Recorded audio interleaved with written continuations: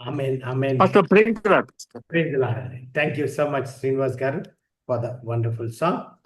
అయితే మన సర్మన్ కి వెళ్ళినట్టయితే ఈరోజు ఈ స్టడీలో ఈరోజు మనము సెకండ్ థెస్సలోనియన్స్ చాప్టర్ 2 వర్సెస్ 9 నుంచి 12 దాకా మనమందరం కలిసి ఒకసారి చదువుకొని then we will get into the study. So అందరము మన బైబిల్ని ఓపెన్ చేసినట్లయితే second Thessalonians chapter 2 verses 9, 10, 11 and 12ని మనం అందరం కలిసి ఒకసారి చదువుదాం. Second Thessalonians chapter 2 verse 9. Even him whose coming is after the working of Satan with all power and signs and lying wonders, and with all deceivableness of unrighteousness in them that perish, because they receive not the love of the truth, that they might be saved. And for this cause God shall send them strong delusion, that they should believe a lie, that they all might be damned who believed not the truth, but had pleasure in unrighteousness.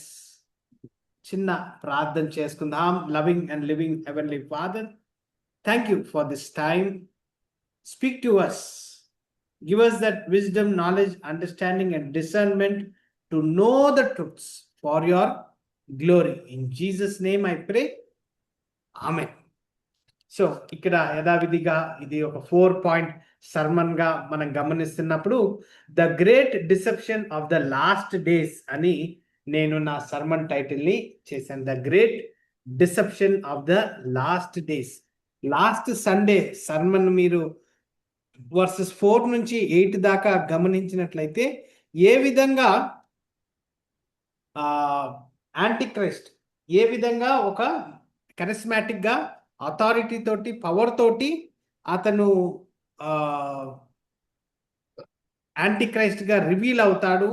తర్వాత ఏ విధంగా అతను అధికార రూపంలో అతను ఏల్తాడు. అందరూ అన్ని దేవుడు దేవతల కంటే అతన్ని పూజించడం మనము గమనిస్తాం. సో అవి జరుగుతున్నప్పుడు ఇక్కడ 9th వర్స్ నుంచి 12th వర్స్ దాకా గమనించినట్లయితే ఈ వర్సెస్ ఎక్కువగా డిసెప్షన్ గురించి మాట్లాడుతుంది. అయితే ఇక్కడ ప్రపోజిషన్ స్టేట్మెంట్ గా చూసినట్లయితే because Satan final deception will lead millions away from God. అంటే ఈ ట్రిబులేషన్ టైంలో కంపల్సరిగా సాతానుడు డిసెప్షన్ అంటే కుట్రత్వంతో కన్నింగ్నెస్ తోటి చాలా మందిని మిలియన్స్ ని యెహోవా నుంచి దూరంగా చేయడము. Every believer must love, receive and remain steadfast in God's truth. అయితే ఈ message second Thessalonians 1st century టైంలో పౌలు రాసినట్టుగా మనం గమనిస్తున్నాం. ఈ 21st centuryలో పౌలు ఏ విధంగా అయితే థెస్సలోనియ సంఘానికి రాశాడో అదే సత్యము ఇప్పుడు కూడా మనకు వర్తిస్తుంది. ఎందుకంటే అతను రాకడ తొందరగా వస్తుంది. ఆ రాకడలో వచ్చే ముందు ఎలాగా డిసెప్షన్, వాక్యం నుంచి దూరం లేతే సత్యం నుంచి దూరము, అబద్ధాన్ని సత్యంగా నమ్మడానికి అయ్యే సిచ్యువేషన్స్. కాబట్టి మనము ఈ కాలాలలో జాగ్రత్తగా ఉండాలనేది ఈ మెసేజ్గా ఉంది. అయితే 9th వర్స్లో చూసినట్లయితే ద సోర్స్ ఆఫ్ డిసెప్షన్, అదే 9th వర్స్ బి పార్ట్లో చూసినట్లయితే the means of deception, 10th and 11th verse the reason for the deception, 11th and 12th వర్స్లో గమనించినట్లయితే the surety of deception and జడ్జిమెంట్గా మనము గమనిస్తున్నాం. సో కొన్ని క్షణాలు మనము ఈ 9, 10, 11, 12 ఈ వర్సెస్లో మనము కొంచెం టైం స్పెండ్ చేసుకొని యెహోవా మనతో ఏం మాట్లాడబోతున్నాడు, ఎలాంటి మూలాలు దీంట్లో ఇమిడి ఉన్నాయి వర్స్ బై వర్స్గా మనం చూస్తున్నాం. కాబట్టి this is what we would be doing. అయితే మీతో ఒక క్వశ్చన్ అడగాలని ఉంది. డిసెప్షన్ అనేది గమనించినట్లయితే ప్రతి ఒక్కరికి డిసెప్షన్ అంటే భయం. అంటే ఏది కౌంటర్ఫిట్, ఏది నిజము, ఏది అబద్ధము గమనించేది జ్ఞానవంతంగా, తెలివిగా గుర్తుపట్టడం అనేది మనం చిన్నప్పటి నుంచి పిల్లలకి నేర్పిస్తాం. So the greatest danger in life is deception అనేది మనము గమనిస్తున్నాం. అయితే మీరు బ్యాంకులలో పనిచేస్తే, లేకపోతే బ్యాంక్ మేనేజర్ని, లేకపోతే కౌంటర్ లో బ్యాంక్ డబ్బుల్ని అదేంటి విత్డ్రా చేసేటప్పుడు, లేకపోతే డబ్బుల్ని మనం డిపాజిట్ చేసేటప్పుడు ఆ టెల్లర్ని అడిగినట్లయితే నువ్వు ఎలాగా కౌంటర్ఫిట్ నోట్ని కనిపెడతావు అని మీరు క్వశ్చన్ అడిగితే అతను ఏమంటాడంటే, నేను ఫస్ట్ ఒరిజినల్ ఎలా ఉందో నేను కరెక్ట్గా చూసుకుంటా. ఒరిజినల్ని ఎంతగా చదవాలో, ఎంత టైం స్పెండ్ చేసి ఒరిజినల్ ఎలా ఉందో నేను తెలుసుకున్న తర్వాత ఈజీగా అది కౌంటర్ఫిట్టా కాదా అనేది నాకు ఆటోమేటిక్గా తెలుస్తుంది అని అంటారు. దట్స్ వాట్ బ్యాంక్ ట్రైనింగ్స్లలో, స్పెషల్లీ టెల్లర్ జాబ్లో డబ్బుల్ని ఎవరైతే హ్యాండిల్ చేస్తారో వారికి నేర్పిస్తారు. ఫస్ట్ నువ్వు ఒరిజినల్ నోట్ని గుర్తుపట్టాలా, జెన్యూన్ నోట్ని నువ్వు వెంటనే గుర్తుపట్టాలా. ఇదే మీరు ఒక కంసాలి, ఒక డైమండ్ మర్చెంట్ నన్నా, ఒక గోల్డ్ స్మిత్ నన్నా, లేకపోతే సిల్వర్ స్మిత్ నన్నా మీరు మాట్లాడినట్లయితే అదేంటి వారు ఇదే అంటారు. ఫస్ట్ ఒరిజినల్ ఏంది, ఒరిజినల్ని కరెక్ట్గా చూసిన వెంటనే గుర్తుపట్టాలి. దాన్ని ముట్టుకున్న వెంటనే, లేకపోతే దాన్ని ఫీల్ చేసిన వెంటనే, దాన్ని గమనించిన వెంటనే అది ఒరిజినల్ అని నేను చెప్పగలిగేటట్టు నేను ఆ ట్రైనింగ్ పొందానంటే వెంటనే అది డిఫాల్టా, అది కౌంటర్ఫిట్టా, అది ఫాల్సా, అది అదేంటి ఏదన్నా దాంట్లో ఏదన్నా క్వాలిటీ తగ్గిందా అని వెంటనే గుర్తుపట్టే శక్తి మానవునికి యెహోవా ఇవ్వడం చూస్తాం.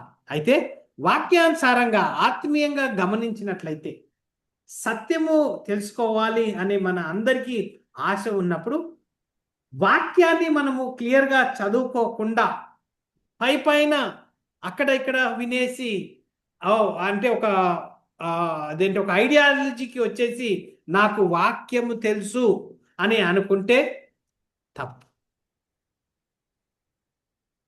చాలాసార్లు బైబిల్ పట్టుకొని మనం చర్చిలకు వెళ్తాము, మీటింగ్స్కి వెళ్తాము, ఇతర దగ్గర మనము వెళ్తాం. కానీ క్వశ్చన్ ఏంటంటే, ఈ బైబిల్ నిన్ను తెలుస్తుందా? Does this Bible know you? నాకు బైబిల్ తెలుసు అనే చెప్పే కంటే బైబిల్ నిన్ను తెలుసుకొనుందా అనేది మనము క్వశ్చన్ అడగాల్సి వస్తుంది. అయితే సత్యం అనేది ఆత్మీయంగా గమనించినట్లయితే మనం ఎంతగా సత్యాన్ని దగ్గరగా ఉంటామో, ఎంతగా ఈ వాక్యాన్ని క్షుణ్ణంగా నేర్చుకుంటామో అప్పుడు ఏది తప్పు, ఏది రాంగ్ డాక్ట్రిన్, ఏది దైవికంగా ఉంది, ఏది ఆత్మ ద్వారా బయలుపడ్డది అనేది మనము తెలుసుకుంటాం. అయితే గమనించాలి, ఈ సెకండ్ థెస్సలోనియన్స్ ట్రిబులేషన్ టైంలో సాతాను గురించి అతను ఎలాగా రివీల్ అవుతాడు అనేసి లాస్ట్ సండేలో మనం చదువుకున్నాం. ఒక గర్విష్టిగా, అందరినీ ఒక కరిస్మాటిక్గా, ఒక లీడర్గా అతను ఎప్పుడైతే అదేంటి అందరి పూజలు పునస్కారాలు పొందుతూ అతను ఒక రాజ్యాన్ని, టెంపరరీ రాజ్యాన్ని ఎస్టాబ్లిష్ చేసుకుంటాడో మనము లాస్ట్ సండే చూసాం. అయితే ఈరోజు గమనించినట్లయితే సాతానుడు కుట్రత్వముతో ఎలాగా యేసుక్రీస్తుని కౌంటర్ఫిట్ చేస్తాడు అనేది మనము గమనిస్తున్నాం. కౌంటర్ఫిట్ అనేది అంటే అదేంటి తెలుగులో వర్డ్ ఏందో నాకు తెలియదు, కానీ గుర్తు రావట్లేదు. కానీ 2 Corinthians చాప్టర్ 11 verse 14లో గమనించినట్లయితే 2 Corinthians చాప్టర్ 11 verse 14లో ఏమంటాడంటే, and no marvel for Satan himself is transformed into an angel of light. పౌలు కొరింథీ సంఘానికి హెచ్చరిస్తూ రాస్తున్నాడు. ఈ కొరింథీ సంఘాన్ని గమనించినట్లయితే పౌలు లెటర్ రాసేటప్పుడు తెస్సలోనియ సంఘాన్ని ఎగ్జాంపుల్గా తీసుకొని రాస్తున్నాడు. అయితే ఈ ఫాల్స్ రిలీజియన్, తప్పుడు బోధలు, తప్పుడు జ్ఞానాన్ని, లేకపోతే తప్పుడు అదేంటి మాటలు, తప్పుడు అదేంటి ఆలోచనలు ఈ తెస్సలోనియ సంఘానికి తీసుకొని వచ్చి సంఘములో ఇది ట్రిబులేషన్, మనము ట్రిబులేషన్లో ఉన్నాము, మనం ఎత్తబడలేదు అని కన్ఫ్యూజ్ చేసినప్పుడు వారితో పౌలు ఏమంటున్నాడంటే, సాతానుడే he has disguised lies as truth, అబద్ధాన్ని సత్యంగా మార్చినట్టుగా, అదేంటి చీకటిని వెలుతురుగా మార్చినట్టుగా మనము గమనిస్తున్నాం. గమనించాలి, జెనసిస్ నుంచి మనము సాతాను యొక్క స్వభావమును గమనించినట్లయితే అతను ఎప్పుడు అదేంటి కుట్రత్వమును ఎప్పుడు అతను వాడుకున్నట్టుగా మనం గమనిస్తాం. డిసెప్షన్ జెనసిస్ చాప్టర్ 3లో గమనించినట్లయితే అతను అవ్వ దగ్గరకు వచ్చినప్పుడు డైరెక్ట్గా అతను మోసం చేయలేదండి. ఏమన్నాడు? ఏ హ్యాత్ గాడ్ సెడ్, ఇది యెహోవా చెప్పాడా నీకు అని డౌట్గా క్వశ్చన్ అడిగినప్పుడు వెంటనే ఆ అవ్వ అదేంటి సత్యాన్ని అటాక్ చేశాడు. సో ఈ దినం కూడా 21st సెంచరీలో ఎన్నో డినామినేషన్స్ ఉన్నాయి, ఎన్నో టీచింగ్స్ ఉన్నాయి. మంచి పెద్దగా గౌరవంగా జీవించే పాస్టర్స్, అధికారులు, బోధించే వారు కూడా వాక్యాన్ని క్షుణ్ణంగా బోధించకుండా, వాక్యాన్ని క్షుణ్ణంగా తెలుసుకోకుండా అదే సత్యము అని వారు బోధిస్తూ లక్షల మందిని అదేంటి వారు డిసీవ్ చేస్తున్నట్టుగా మనం గమనిస్తున్నాం. అయితే ఆ డిసెప్షన్ నుంచి బయటపడాలి అని తెస్సలోనియ సంఘానికి ఆ కన్ఫ్యూజన్ లేకుండా, ఫాల్స్ టీచింగ్ నుంచి వారిని అదేంటి డే ఆఫ్ ద లార్డ్ ఇంకా స్టార్ట్ కాలేదు, అదేంటి we are still waiting for the day of the Lord, అదేంటి ఇంకా ట్రిబులేషన్ స్టార్ట్ కాలేదు. సో ఎప్పుడైతే ట్రిబులేషన్ స్టార్ట్ అవబోతుందో మనకు యాంటీ క్రైస్ట్ రివీల్ అవుతాడు, అతని స్వభావం ఏంటి, అతను ఎలా ఉండబోతున్నాడు, ఏమేం చేయగలుగుతాడు అని వారికి హెచ్చరిస్తున్నట్టుగా మనము గమనిస్తున్నాం. అయితే ఈ ప్యాసేజ్లో మనం చదివినప్పుడు గమనించాలి, they will be deceived because they refuse the truth. సత్యాన్ని వారు తిరస్కరించారు కాబట్టి వారు కంపల్సరీగా వారు డిసీవ్ అవ్వడం మనం గమనిస్తాం. This is the heart breaking truth of this passage. Youngsters దగ్గర మాట్లాడినా, లేకపోతే కొన్ని అదేంటి ఎవరితోన్నా సత్యము మాట్లాడితే మన చెవులు లేకపోతే అదేంటి వారు ఎక్కువగా వినాలని ఉండదు.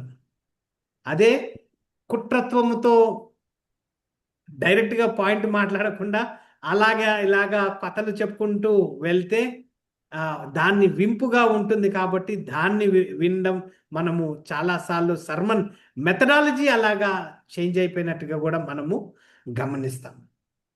అయితే ఇంకొక question, what makes the great deception of the last days so powerful and how can believers avoid being deceived?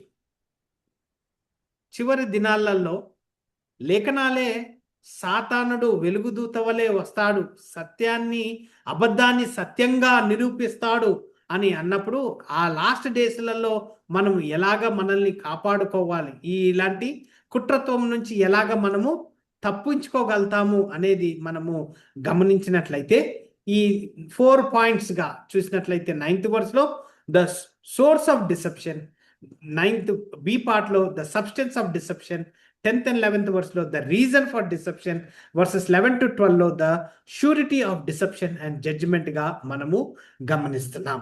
9th వర్స్ని చూసినట్లయితే even him who's coming is after the working of Satan, అంటే అదేంటి 8th వర్స్లో గమనించిన 9th వర్స్కి వచ్చే లోపలికి anti క్రైస్ట్ని 8th వర్స్గా reveal అవ్వడము, అతని కూరత్వమును చెప్తూ 9th వర్స్లో ఏమంటున్నాడంటే వేర్ డస్ డిసెప్షన్ గురించి మాట్లాడుతున్నాడు.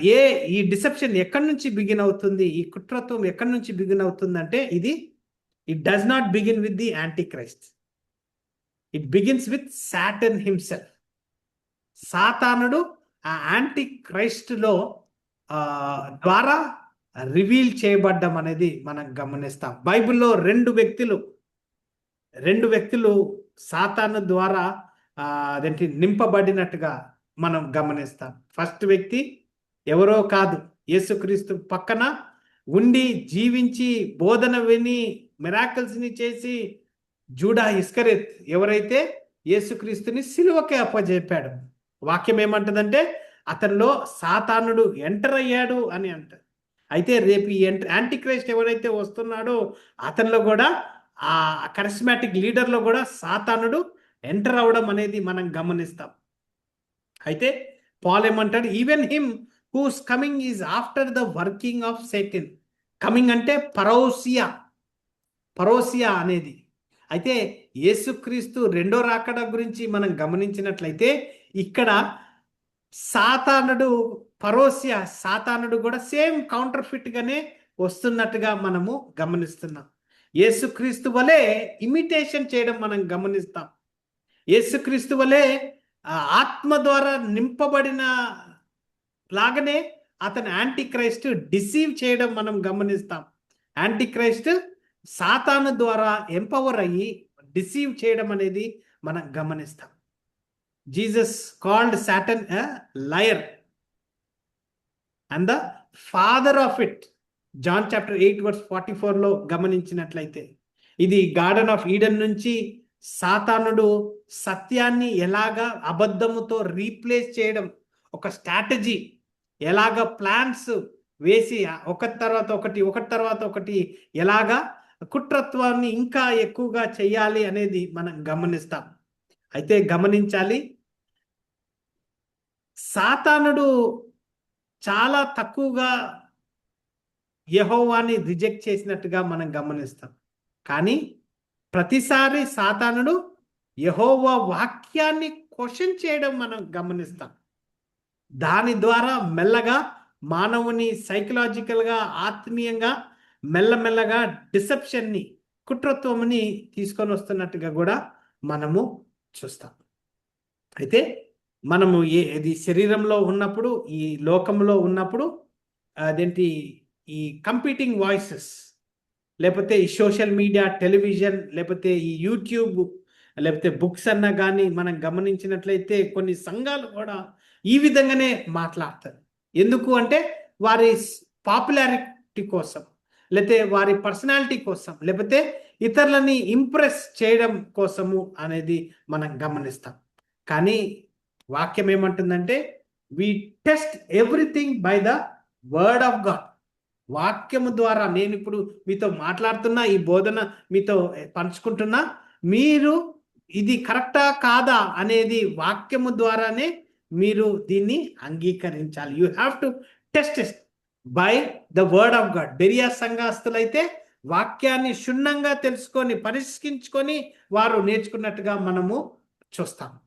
అయితే మనం ఎప్పుడైతే యాజ్ బిలీవర్స్గా, యాజ్ ఎ సంఘంగా ఎప్పుడైతే వాక్యం మీద మన వాక్యం మీద మనము ఆధారపడతామో, ఎప్పుడైతే వాక్యాన్ని రోజు చదువుతూ రోజు దాన్ని కేర్ఫుల్గా మనము వింటూ తర్వాత దాన్ని ఇతర ఫ్యామిలీ మెంబర్స్కి టీచ్ చేస్తూ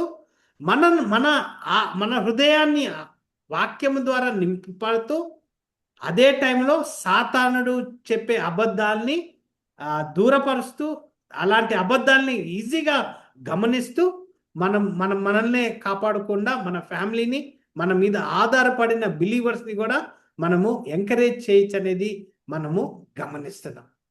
సో ఇక్కడ చూడాలి, if Satan is the source of deception, how will he deceive the world?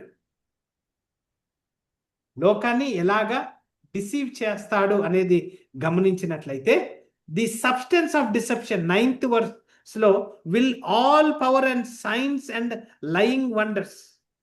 అంటే మనము 9th verse ఫస్ట్ పాయింట్గా మనం we have identified the source of deception, that is none other than Satan himself.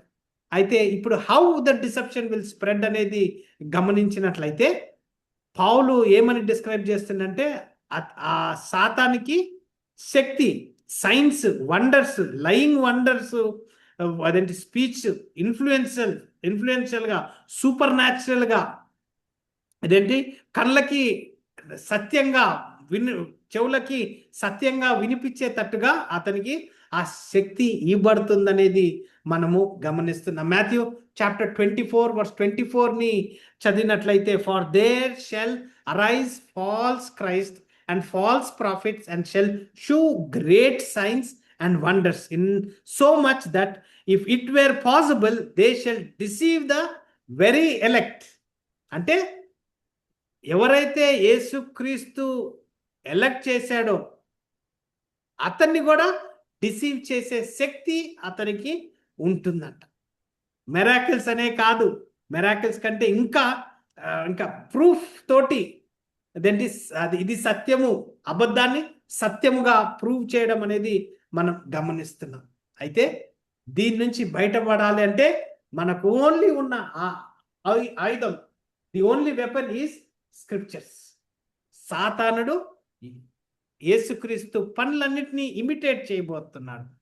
మోషే జెనసిస్లో గమనించినట్లయితే, మోషే ఎప్పుడైతే ఒక miracle చేస్తాడో వెంటనే Pharaoh నుంచి వచ్చిన మెజిషియన్స్ కూడా సేమ్ అవే చేయడం మనం గమనిస్తాం. కానీ ప్రతిసారి మోషే చేసిన మిరాకిల్స్ వారు అదేంటి కొంచెం దాకానే వారు అలాగ రిపీట్ చేశారు, కానీ వారు అంతగా శక్తి లేకపోయిందంటూ కూడా మనం గమనిస్తున్నాం. అయితే ఇక్కడ మనకు నేర్చుకునే లెసన్ ఏంటంటే, truth is never determined by speculatory experiences. Truth is determined by God's word. సత్యము ఎప్పుడు వాక్యము ద్వారానే అది రివీల్ అవ్వడం, అది డిటర్మైన్ అవ్వడం అనేది మనము గమనిస్తున్నాం. ఒక జ్యువెలరీ అతని దగ్గర పోయినప్పుడు, ఒక డైమండ్ స్మిత్ దగ్గర పోయినప్పుడు, ఒక ఫాల్స్ డైమండ్, ఒక ఒరిజినల్ డైమండ్ని తీసుకొని వెళ్ళినట్లయితే ఫస్ట్ అతను చూసిన వెంటనే ఆ ఒరిజినల్ డైమండ్ని అతను చూసుకొని ఇది జెన్యున్గా లేదా అనేది కంపేర్ చేసేటప్పుడు ఫస్ట్ ఒరిజినల్ ఏది అని గుర్తుపడతారు. That is what we see. బిలీవర్స్గా మనము we must examine every teaching, every miracle, every spiritual experience in the light of scripture. వాక్యముతోనే మనం, that is the standard, spiritual standard అనేది మనం గమనిస్తున్నాం. ఏ విధంగా అయితే ఒక గోల్డ్ స్మిత్, ఒక డైమండ్ స్మిత్ ఫస్ట్ ఒరిజినల్ని చూస్తాడో, ఆ ఒరిజినల్ బేస్ మీద ఇంకొకటి దాంట్లో ఏమైనా లోపాలు ఉన్నాయా అని కనిపించేదిగా చూస్తున్నప్పుడు, ఒరిజినాలిటీ ఏంటి అంటే వాక్యం. స్పిరిచువల్గా ఇట్ ఈస్ ఓన్లీ వాక్యంగా మనము గమనిస్తున్నాం. అయితే ఇప్పుడు దాకా మనము రెండు విషయాల్ని మనము చూసి ఉన్నాం. ఒకటేమో source of deception is Satan, తర్వాత మీన్స్ ఆఫ్ డిసెప్షన్. ఎలాగా మీన్స్? అథారిటీ తోటి, పవర్ తోటి, అదేంటి మిరాకిల్స్ తోటి అతను సత్యాన్ని అసత్యాన్ని సత్యంగా నిరూపించడం అనేది మనం గమనిస్తున్నాం. తర్వాత 10th to 11th వర్స్ని చూసినట్లయితే reason of deception. Reason of deception ఏంటి? రీజన్ ఆఫ్ డిసెప్షన్ అనేది 10th వర్స్ 11th వర్స్లో చూస్తున్నట్టయితే టైం లేదు, కానీ నేను అది 10th and 11th వర్స్ చదవట్లేదు. బట్ పాల్ ఇక్కడ he answers one of the most sobering question, బాధాకరమైన క్వశ్చన్ని ఇక్కడ ఆన్సర్ చేస్తున్నాడు. Why will the world believe the antichrist? ఎందుకు యాంటీక్రైస్ట్ని నమ్మాలి? ఎందుకు తెలిసి వాక్యము క్షుణ్ణంగా చెప్తున్నా కానీ మనం ఈరోజు ఈ వాక్యాన్ని చదువుతున్నాం, మనకు ఇది తెలిసినా కానీ రేపటి దినం ఈ యాంటీక్రైస్ట్ వచ్చే టైంలో సత్యాన్ని మనము విన్నప్పుడు వెంటనే దాన్ని గుర్తిస్తాం. అసత్యాన్ని మనం విన్నప్పుడు ఇది అసత్యము, ఇది రాంగ్ డాక్ట్రిన్ అని వెంటనే మనము చెప్పగలుగుతాం. అయితే వేరే వారి పరిస్థితి ఏంటి? వేరే వారి పరిస్థితి ఏంటి? ఎవరైతే వాక్యాన్ని పైన తెలుసుకొని నాకు అంతా తెలుసు అనే దౌర్భాగ్య స్థితిలో ఉన్న వారి పరిస్థితి ఏంటి? వారు అలాంటి పరిస్థితుల్లో ఉన్నారని వారికి గ్రహింపు కూడా తెలియదు. ఎందుకంటే వారు ఫస్ట్గా they have not love for the truth. వారు సత్యానికి వారు ఎప్పుడు సమర్పించుకోలేదు కాబట్టి, సత్యాన్ని ఎప్పుడు వారు ప్రేమించలేదు కాబట్టి. ఇక్కడ పౌలు అదేంటి వారికి సత్యము ల్యాక్ అవుతుందని చెప్పట్లేదు, కానీ వారు రెఫ్యూజ్ చేశారు. వారు సత్యాన్ని రెఫ్యూజ్ చేశారు. వారు సత్యాన్ని ప్రేమించలేదు కాబట్టి ఇక్కడ it is not because of ignorance, it is rejection. సత్యము తెలుసుకోవాలి అని వారికి ఆశ లేదు కాబట్టి వారికి ఇగ్నోరెన్స్గా మనం వారిని చేయలేము. వారు సత్యాన్ని రిజెక్ట్ చేశారు అనేది మనము గమనిస్తున్నాం. ఇదే జాన్ చాప్టర్ 3:19 గమనించినట్లయితే, men loved darkness rather than the light because their deeds were evil అని మనము చూస్తున్నాం. Their deeds were evil. యెహోవా అతని కృపలో ఎప్పుడైతే రక్షణని యేసుక్రీస్తు ద్వారా ఇచ్చాడో, ఎప్పుడైతే మనకు సువార్త అందజేయబడ్డదో, ఎప్పుడైతే సువార్త బోధింపబడ్డదో, ఎప్పుడైతే ఆ ఇన్విటేషన్ కాలింగ్ అదేంటి సువార్త యొక్క ఇన్విటేషన్ మనకు వచ్చిందో, ఎప్పుడైతే మనం ఆ సత్యాన్ని తెలుసుకున్నామో, ఆత్మ ద్వారా మనం నింపబడి మనము ఆ యెహోవాని మన సొంత రక్షకునిగా మన పాపాలని సమర్పించుకొని మన పాపాలని క్షమించమని ఎప్పుడైతే మనము కోరి ఉన్నామో, ఇమీడియట్గా మనము కొత్త నూతన హృదయం, కొత్త స్వభావమును మనకు ఆత్మ ద్వారా ఇవ్వబడుతుంది. మన సొంత శక్తి ద్వారా, మన సొంత జ్ఞానం ద్వారా, మన సొంత క్రియలు బట్టి రక్షణ పొందలేము. ఇది ఆత్మ ద్వారానే ఇవ్వబడుతుంది. అయితే ఇది ఇలాంటి కృపను మనకు యెహోవా కలిగించారు. కానీ అట్ ద సేమ్ టైం గమనించినట్లయితే, ఎవరైతే సత్యాన్ని రిజెక్ట్ చేశారు వారిని గమనించినట్లయితే, the greatest barrier to salvation is not lack of evidence, it is the heart unwilling to submit to the truth. I repeat, the greatest barrier to salvation is not a lack of evidence, it is a heart unwilling to submit to the truth. ఒక వ్యక్తికి సత్యం తెలిసినప్పుడు ఆ సత్యాన్ని accept చేయకుండా ఉండడం is what the greatest barrier for salvation. నేను south ఇండియాలో వచ్చి ఉన్నాను. కన్యాకుమారి ఏరియాలో నేను ఉన్నాను. కేరళ, చెన్నై బార్డర్స్లలో నేను ఇప్పుడు ఉన్నాను. ఇక్కడ అందరూ ఒక 3,000 మంది క్రిస్టియన్ ఫ్యామిలీస్, మొత్తం క్రిస్టియన్ లొకాలిటీ. చాలా మందిని క్రిస్టియన్స్ ఈరోజు పొద్దున 7:30కి ఒకసారి మాట్లాడాను, తర్వాత 10:30కి ఒకసారి మాట్లాడడం జరిగింది. లేఖనాలు క్షుణ్ణంగా వారు ఎంతగానో ఆశతో వారు నేర్చుకుంటున్నారు. అంచెలంచెలుగా వారు ఆత్మీయంగా ఆ ఎదుగుదల, ఆ మెచ్యూరిటీని నేను వారి లైఫ్ జీవితాల్లో నేను గమనించడం జరుగుతుంది. అయితే ఇదంతా యెహోవా కృప. కానీ ఇతరులు వేరే వారు కూడా ఉన్నారు. వారు యేసుక్రీస్తుని నమ్మలేని వారిని కూడా నేను ఇక్కడ ఇదేంటి 3-4 రోజుల నుంచి నేను చూస్తున్నాను. వారికి డిఫరెన్స్ ఏంటంటే, బేసికలీ వారు సత్యాన్ని యాక్సెప్ట్ చేయలేదంటే అనేది మనము గమనిస్తున్నాం. పౌలు ఏమంటున్నాడంటే ఈ 10th and 11th verse, and for this cause God shall send them strong delusion that they should believe a life. అయితే వారి స్వభావము అలాగా ఉంది కాబట్టి, అంటే కఠిన హృదయస్తులు కాబట్టి యెహోవా ఏం చేస్తున్నాడు, వారికి అప్పచెప్తున్నాడు. ఎందుకంటే ఒక స్ట్రాంగ్ డెల్యూజన్ని వారికి కలిగేటట్టుగా చేస్తున్నారు. ఎందుకు అంటే this is God's judicial judgment. గమనించాలి, ట్రిబులేషన్ ఎవరికి? సంఘస్థులకా? Absolutely no. రక్షింపబడిన వారికా? Absolutely no. ఎవరైతే యేసుక్రీస్తుని రిజెక్ట్ చేశారో, ఎవరైతే యేసుక్రీస్తుని నమ్మలేదో వారికి యాంటీ క్రైస్ట్ ద్వారా శిక్ష అనేది మనము గమనిస్తున్నాం. లేదంటే 2 Thessalonians chapter 1 verses 3 దాకా మనం దాని గురించి, చాప్టర్ 2 verses 1 to 3 దాకా మనము ఆల్రెడీ దీని గురించి చదివి ఉన్నాం. This is God's judicial judgment. ఎవరైతే కంటిన్యూస్ గా సత్యాన్ని రిజెక్ట్ చేస్తారో వారికి compulsory they have chosen the deception అనేది మనం గమనించాలి. God is never the author of life, but he confirms them in the path they have stubbornly embraced అనేది మనము గమనిస్తున్నాం.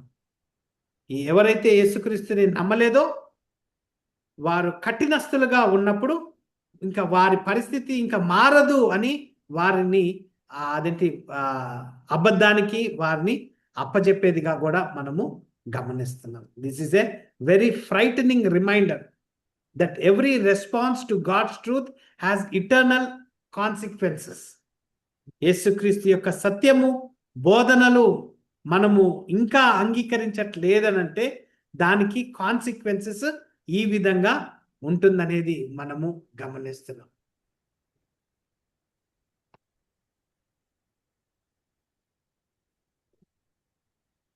ఈ 11th verse నుంచి 12th verse లో గమనించినట్లయితే the surety of deception and judgment. The surety of deception and judgment. ఈ 11th and 12th verse లో God's judgment, ఎవరైతే సత్యాన్ని తిరస్కరించారో అనేది మనం గమనిస్తున్నాం. And for this cause God shall send them strong delusion and they shall believe a lie that they all might be damned who believed not the truth but had pleasure in unrighteousness. ఇక్కడ పౌలు he brings this message ఒక conclusion message గా రాస్తున్నాడు. he has shown us the source, he has shown us the substance, he has revealed the reason for deception, and now he is telling about the outcome of rejection అనేది మనం గమనిస్తున్నాం. For this cause అని 11th verse లో మనం చూస్తున్నాం. What cause ఏంటి అనేది గమనించినట్లయితే కంటిన్యూస్ గా వారు సత్యాన్ని రిజెక్ట్ చేశారు. కంటిన్యూస్ గా వారు యేసుక్రీస్తు యొక్క రక్షణ సువార్తని వారు వ్యతిరేకించారు. కంటిన్యూస్ గా వారు అబద్ధాన్ని నమ్మారు సత్యానికంటే. అందుకని వారికి యెహోవానే ఒక స్ట్రాంగ్ డెల్యూజన్ ని వారి మీద పంపిస్తున్నట్టుగా మనము గమనిస్తున్నాం. అంటే గమనించాలి, this is not that God becomes the author of deception. God is holy and he cannot lie. Titus chapter 1 verse 2 అనేది మనము గుర్తుపెట్టుకోవాలి. అయితే ఈ 12th verse లో చూసినట్లయితే who believe not the truth but have pleasure in unrighteousness అనేది చూస్తున్నాం. The issue was never the lack of evidence. The issue is love for sin. పాపాన్ని ప్రేమించడం అనేది చూస్తున్నాం. అదేంటి వెలుగు కంటే చీకటినే వారు ఎక్కువగా ప్రేమించినట్టుగా మనము గమనిస్తున్నాం. అయితే పౌలు తెస్సలోనియ సంఘానికి ఈ విధంగా హెచ్చరిస్తున్నట్టుగా మనము గమనిస్తున్నాం. సో ప్రతిరోజు మీరు ఇలాంటి sermons Sunday after Sunday Bible స్టడీస్లలో లేకపోతే యూట్యూబ్లలో సోషల్ మీడియాలలో ఈ ఆపర్చునిటీస్ మీరు సువార్తని వింటున్నప్పుడు ఇది దేవుని కృప. అయితే the question is not have I heard the truth, the question is what I'm doing with the truth. మీరు ఇప్పుడు ఈ సత్యాన్ని తెలుసుకొని ఉన్నారు. ఈ సత్యాన్ని తెలుసుకొని దీని తర్వాత మీరు ఏం చేస్తున్నారు అనేది కూడా, మీరు ఎవరికన్నా దీన్ని షేర్ చేస్తున్నారా, ఎవరికన్నా మీరు దీని గురించి మీరు ఇతరులకి చెప్తున్నారా అనేది కూడా is what we need to share. ఎందుకంటే యెహోవా మనకు రక్షణ ఇచ్చి ఈ లోకంలో మనల్ని ఈ శరీరంలో ఉంచాడు. ఎందుకు అంటే ఇతరులతోటి మనం ఈ ప్రేమను అదేంటి ప్రశాంతతను ఇతరులకి పంచుకోవడానికి. మనం అలాంటిది పంచుకోలేనట్టయితే మనము ఇతరులకి వీఆర్ అన్జస్ట్ చేస్తున్నట్టుగా మనము చూస్తున్నాం. అయితే ఈ 9th వర్స్ నుంచి 12th వర్స్ దాకా గమనించినట్లయితే, what are you doing with God's truth? మనకు సోర్స్ ఆఫ్ డిసెప్షన్ సాతానుడు అని తెలుసు. అదేంటి సబ్స్టెన్స్ ఆఫ్ డిసెప్షన్, అది ఒక కౌంటర్ ఫిట్ గా లయింగ్, అబద్ధాన్ని వండర్స్ గా, మెరాకిల్స్ గా దాన్ని కౌంటర్ ఫిట్ చేయడం అనేది మనం గమనిస్తున్నాం. తర్వాత ఈ రీజన్ ఎందుకు ఇది ఈ డిసెప్షన్ ఎందుకు జరగాలి అంటే, వారు సత్యాన్ని ప్రేమించలేదు కాబట్టి, వారు సత్యాన్ని రిజెక్ట్ చేశారు కాబట్టి. తర్వాత ఇట్ ఈస్ యెహోవా యొక్క జడ్జిమెంట్, ఎవరైతే సత్యాన్ని రిజెక్ట్ చేశారు. సో ఆత్మ దాని పని చేసుకుంటూ పోతుంది. మనకు ఎన్నో అవకాశాలు, పొద్దున్న లేచినప్పటి నుంచి మళ్ళా పండుకునే దాకా మనకు ఎన్నో అవకాశాలు ఉన్నాయి. నేను ఇంట్లో ఉంటున్నాను, నాకు అవకాశాలు దొరకట్లేదు అనేది కాదు. నేను ఈ రూమ్లో ఉంటున్నా కానీ నేను ఇతరుల కోసం నేను ప్రార్థించగలుగుతాను. నేను ఎక్కడన్నా షాప్కి వెళ్ళినప్పుడు కానీ నేను ఏ విధంగా ఇంటి నుంచి బయటకి వాచ్మ్యాన్ ఉంటే, లేకపోతే ఎక్కడ ఎవరన్నా బయట నడుచుకుంటూ వెళ్తుంటే వారితోటి నేను ఏ విధంగా మాట్లాడతాను, ఏ విధంగా నడుస్తాను, ఏ విధంగా నేను కూర్చుంటున్నాను, ఏ విధంగా నేను నా జీవితాన్ని జీవిస్తున్నాను అనేది కూడా కంపల్సరీ డిఫరెన్స్ ఉంటుంది. ఆ డిఫరెన్స్ ద్వారా అన్న మనము వారిని యెహోవా యొక్క ప్రేమకు తీసుకురాగలుగుతాం అనేది మనము గమనిస్తున్నాం. జెరెమియా చాప్టర్ 17 వర్స్ 9ని చదివినట్లయితే, జెరెమియా ప్రవక్త 17th చాప్టర్ 9th వర్స్లో ఏమంటాడంటే, the heart is deceitful above all things and desperately wicked.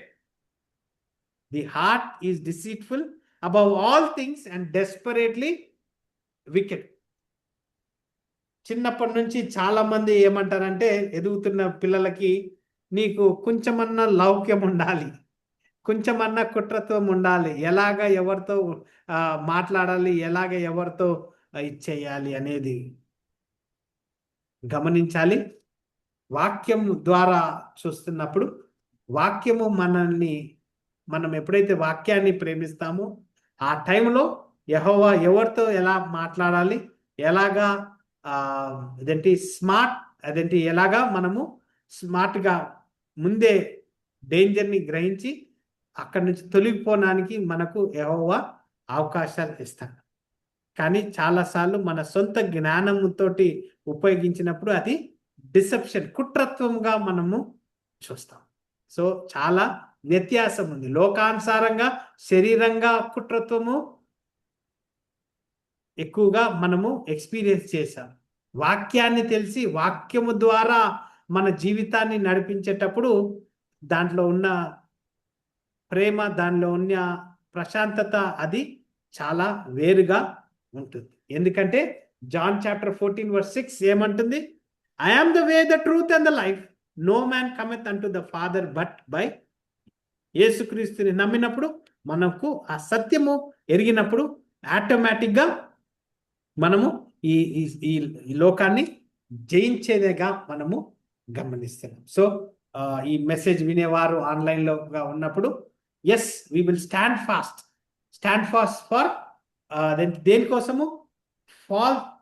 ఎప్పుడైతే ఫాల్స్ టీచింగ్ ఇంక్రీజ్ అవుతుందో, ఎప్పుడైతే సత్యము అన్పాపులర్ అవుతుందో, ఎప్పుడైతే కాంప్రమైజేషన్ యాక్సెప్ట్ అవుతుందో ఆ టైంలో we will stand for it, because God's word will never change. God's word will never change అనేది మనము గమనిస్తున్నాం.